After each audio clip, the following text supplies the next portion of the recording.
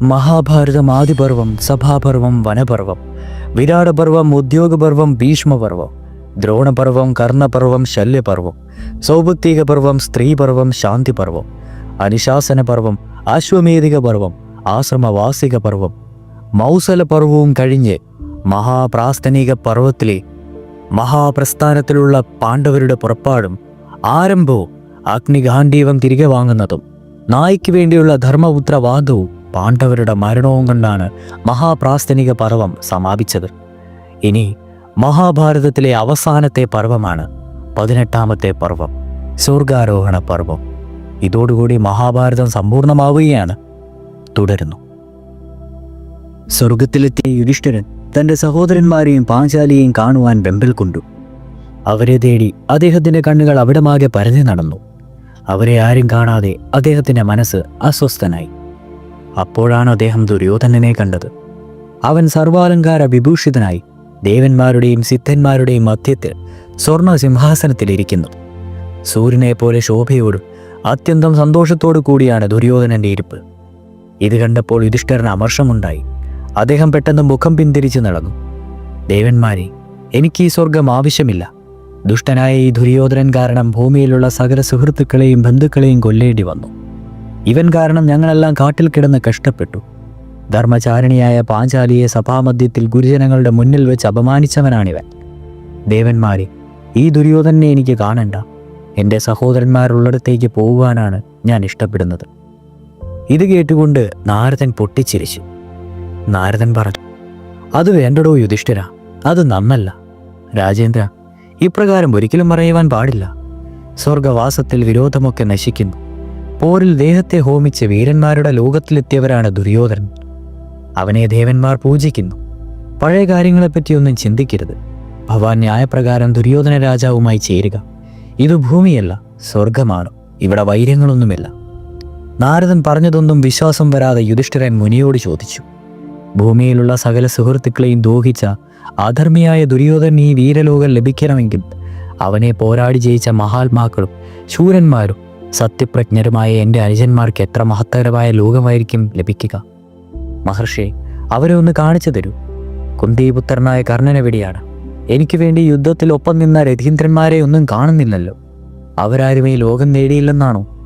അവരെല്ലാം എവിടെയുണ്ടോ അവിടമാണ് എനിക്ക് സ്വർഗം. അവരില്ലാത്തയിടം എനിക്ക് സ്വർഗമല്ലെന്നാണ് എൻ്റെ അഭിപ്രായം. ദേവേന്ദ്രനാണ് ഇതിന് മറുപടി പറഞ്ഞത്. അദ്ദേഹം പറഞ്ഞു, യുധിഷ്ഠിര, അങ്ങ് വളരെ ധർമ്മം ആചരിച്ചതുകൊണ്ടാണ് അങ്ങേക്ക് ഉടലോടെ സ്വർഗത്തിലെത്തുവാൻ കഴിഞ്ഞത്. പക്ഷേ മനുഷ്യലോകത്തുള്ള ബന്ധനങ്ങളൊക്കെ ഇവിടെ പുലർത്തണമെന്ന് വിചാരിച്ചാൽ അത് സാധ്യമല്ല. അങ്ങയുടെ അനുജന്മാരും മറ്റും ഇവിടെയല്ല ഉള്ളത്. അവരുടെ കർമ്മങ്ങൾ ഫലങ്ങൾക്ക് അനുരൂപമായ സ്ഥാനത്ത് അവർ എത്തിയിരിക്കും. അവിടേക്ക് അങ്ങ് പോകേണ്ട ആവശ്യമില്ല.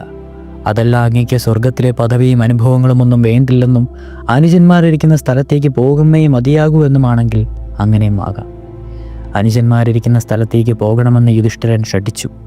ഉടൻ തന്നെ യുധിഷ്ഠിരൻ അവിടേക്ക് കൊണ്ടുപോകുന്നതിനായി ഒരു ദൂതനെ നിയോഗിച്ചു ഇന്ദ്രദേവൻ. യുധിഷ്ഠിരൻ ദേവദൂതനോടൊപ്പം പുറപ്പെട്ടു. ദേവദൂതൻ മുന്നിലും രാജാവ് പിന്നിലുമായി നടന്നു. അവർക്ക് കല്ലും മുള്ളും നിറഞ്ഞ ദുർഘടമായ വഴിയിൽ കൂടിയാണ് യാത്ര ചെയ്യേണ്ടി വന്നത്. വഴിയുടെ ഇരുവശങ്ങളിലും ദുഷ്ടമൃഗങ്ങൾ നിറഞ്ഞ ഘോരമായ വനമായിരുന്നു.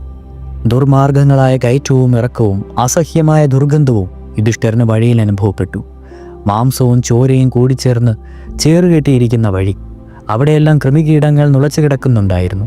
കയ്യും തലയും മറ്റ് വയറു പിളർന്ന് കുടൽ ചാടിയ മൃതദേഹങ്ങൾ ആ വഴിയിൽ ധാരാളമായി ഉണ്ടായിരുന്നു. പലതും ചിന്തിച്ച് ധർമ്മപുത്ര രാജാവ് ആ വഴിയുടെ നടുവിലൂടെ നടന്നു. കുറേ ദൂരം പോയി കഴിഞ്ഞപ്പോൾ യുധിഷ്ഠിരൻ ദേവദൂതനോട് ചോദിച്ചു, എടോ ദൂത, നമ്മൾ ഇപ്രകാരമുള്ള വഴിയിൽ കൂടി ഇനിയും എത്ര ദൂരം പോകണം? എൻ്റെ സഹോദരന്മാർ എവിടെയാണ്? ഈ പ്രദേശത്തിൻ്റെ പേരെന്താണ്? ദേവദൂതൻ പറഞ്ഞു, ഭവാന്റെ യാത്ര ഇവിടെ വരെ മാത്രമേയുള്ളൂ. അങ്ങയെ തിരിച്ചു കൊണ്ടുപോകണമെന്നാണ് ദേവേന്ദ്രൻ്റെ കൽപ്പന. ഭവാൻ തളർന്നില്ലെങ്കിൽ ഇനി ഇങ്ങോട്ട് പോകുന്നുകൊള്ളുക. യുധിഷ്ഠിരൻ അസഹ്യമായ ദുർഗന്ധം ശ്വസിച്ച് വലഞ്ഞ് പിന്തിരിഞ്ഞു നടക്കുവാൻ തീർച്ചയാക്കി. അപ്പോൾ അദ്ദേഹത്തിൻ്റെ 4 ഭാഗങ്ങളിൽ നിന്ന് ദീനരോധനങ്ങൾ അദ്ദേഹം ശ്രദ്ധിച്ചു.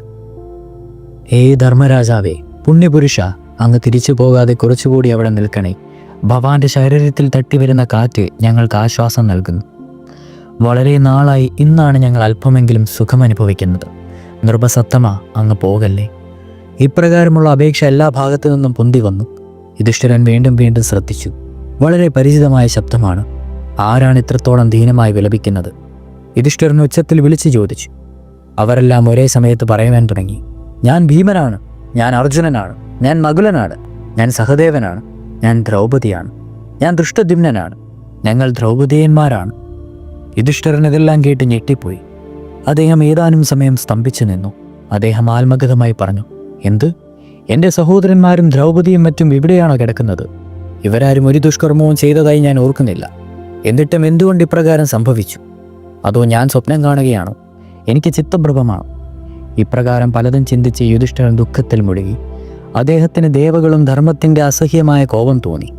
അദ്ദേഹം ദേവദൂതനോട് പറഞ്ഞു, എടോ ദേവദൂത, നീ പോയിക്കൊള്ളുക.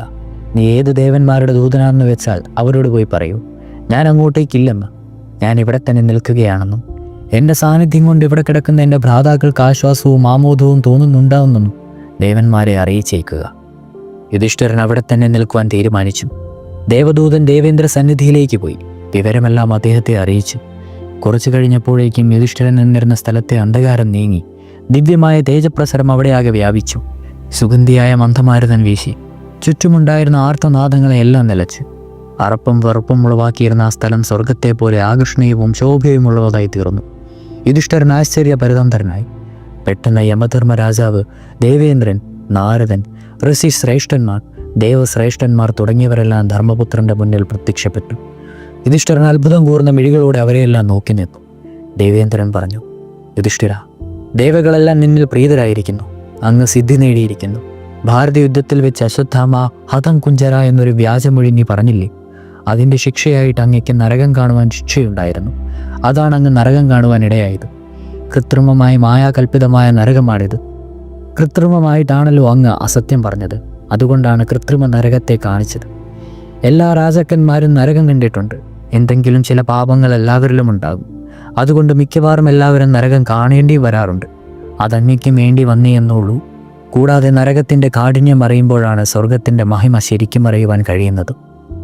അങ്ങയുടെ അനുജന്മാർ, പത്നി, പുത്രന്മാർ, ബന്ധുക്കൾ എന്നിവരാരും നരകയാതന അനുഭവിക്കേണ്ടവരല്ല.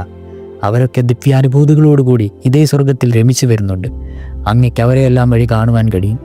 എന്നാൽ അതിനു മുമ്പായി അങ്ങ് ആകാശഗംഗയിൽ മുങ്ങി സ്നാനം ചെയ്യണം. അതോടുകൂടി അങ്ങയുടെ മനുഷ്യ ശരീരവും മനുഷ്യബുദ്ധിയും പോയി ദിവ്യശരീരവും ദിവ്യഭാവവും ലഭിക്കും. യുധിഷ്ഠിരന്റെ പരിഭ്രവമെല്ലാം അസ്തമിച്ചു. അദ്ദേഹം ആകാശഗംഗയിലറിഞ്ഞു മുങ്ങി. അപ്പോൾ അദ്ദേഹം ദിവ്യസ്വരൂപനും തേജോമയനുമായ ദേവനായി മാറി. അദ്ദേഹത്തിൻ്റെ വൈരവും ദുഃഖവും അദ്ദേഹത്തെ വിട്ടകന്നു. മുനിമാർ അദ്ദേഹത്തെ സ്തുതിച്ചു. അനന്തരം എല്ലാവരും കൂടി സ്വർഗലോകത്തിൻ്റെ വിവിധ ഭാവങ്ങളിൽ ചുറ്റി സഞ്ചരിച്ചു. ശ്രീകൃഷ്ണ ഭഗവാനുമായി അർജുനൻ സല്ലപിച്ചുകൊണ്ടിരുന്ന കാഴ്ച യുധിഷ്ഠിരനെ പുളകം കൊള്ളിച്ചു. വാസുദേവന്റെ സുദർശന ചക്രം തുടങ്ങിയ ആയുധങ്ങൾ സ്വരൂപത്തെ പ്രാപിച്ച് അദ്ദേഹത്തിൻ്റെ 4 ഭാഗത്തു നിന്നും ഭഗവാനെ സേവിക്കുന്നുണ്ടായിരുന്നു. മൂർത്തിമാനായ വായുവിൻ്റെ സമീപത്ത് ദിവ്യമൂർത്തിയായിരുന്ന ഭീമസേനനെ യുധിഷ്ഠിരൻ സന്ദർശിച്ചു. അശ്വിനി ദേവകൾക്ക് സമീപമായി നകുല സഹദേവന്മാർ ആസനസ്ഥരായിരുന്നു. വസുക്കളുടെ മധ്യത്തിൽ പരിലസിച്ചിരുന്ന ഭീഷ്മരെയും ദേവന്മാരോടൊപ്പം ഇരുന്നിരുന്ന ദ്രോണനെയും കണ്ടപ്പോൾ യുധിഷ്ഠിരന്റെ നേത്രങ്ങളിൽ ആനന്ദബാഷ്പം മുതിർന്നു.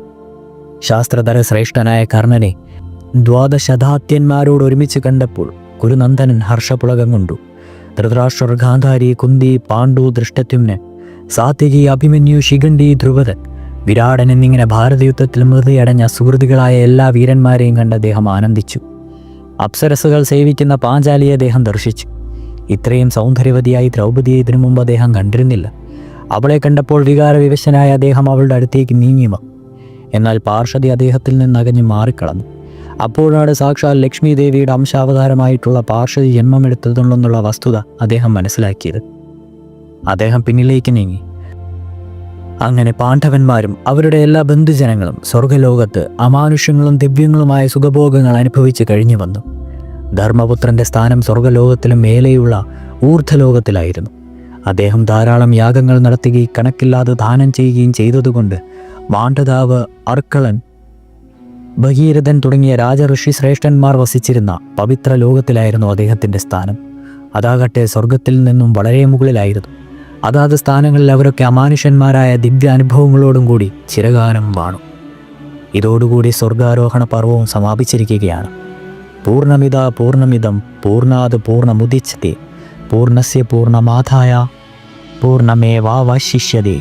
ഓം ശാന്തി ശാന്തി. ഇതോടുകൂടി മഹാഭാരതം എന്ന ടോക്സൻസ് അവതരിപ്പിക്കുന്ന ഈ ഒരു ഓഡിയോ ബുക്ക് കംപ്ലീറ്റ്ലി സമാപിച്ചിരിക്കുകയാണ്. മഹാഭാരതം എന്ന ഇതിഹാസത്തിലെ 18 പർവ്വങ്ങളിലെ മുഖ്യധാരയിലൊഴുകുന്ന എല്ലാ കഥയും സന്ദർഭങ്ങളും കാലഘട്ടങ്ങളും എല്ലാ ക്യാരക്ടേഴ്സിനെയും നമ്മളിവിടെ അവതരിപ്പിച്ചിട്ടുണ്ട്.